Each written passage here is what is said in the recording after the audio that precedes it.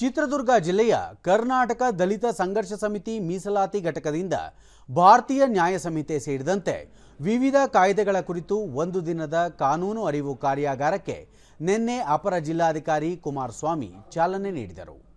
ಈ ಸಂದರ್ಭದಲ್ಲಿ ಹೈಕೋರ್ಟ್ ವಕೀಲ ಬಾಲನ್, ಸಮಿತಿಯ ರಾಜ್ಯಾಧ್ಯಕ್ಷ ವೈ ರಾಜಣ್ಣ ತುರುವನೂರು, ರಾಜ್ಯ ಪ್ರಧಾನ ಕಾರ್ಯದರ್ಶಿ ಟಿ ರವಿ, ಗೌರವಾಧ್ಯಕ್ಷ ಹುಲ್ಲೂರು ಕುಮಾರಸ್ವಾಮಿ, ಜಿಲ್ಲಾಧ್ಯಕ್ಷ ಪಿ ಜಗದೀಶ್ ಮತ್ತಿತರರು ಉಪಸ್ಥಿತರಿದ್ದರು.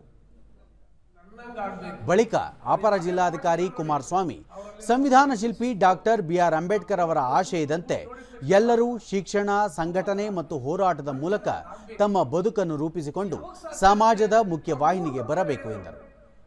ಶಿಕ್ಷಣ, ಸಂಘಟನೆ, ಹೋರಾಟ ಇವನ್ನ ಮೂರನ್ನು ನಾವು ತಾತ್ಪರ್ಯದಿಂದ ಮಾಡಿದ್ದೇ ಆದಲ್ಲಿ ಸಮಾಜದ ಮೇಲ್ಪಂಕ್ತಿ ಹೋಗ್ಲಿಕ್ಕೆ ಸಾಧನೆಯಿಂದ ಮಾತ್ರ ಸಾಧ್ಯ ಆಗುತ್ತೆ.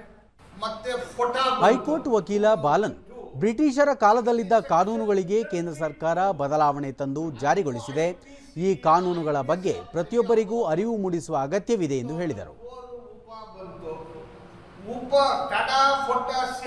ಕರ್ನಾಟಕದಲ್ಲಿ Karnataka control of organised crime act, ಅದರ ಶಾರ್ಟ್ ಫಾರ್ಮ್ ಅಲ್ಲಿ ಕೊಕ್ಕ ಅಂತಾರೆ.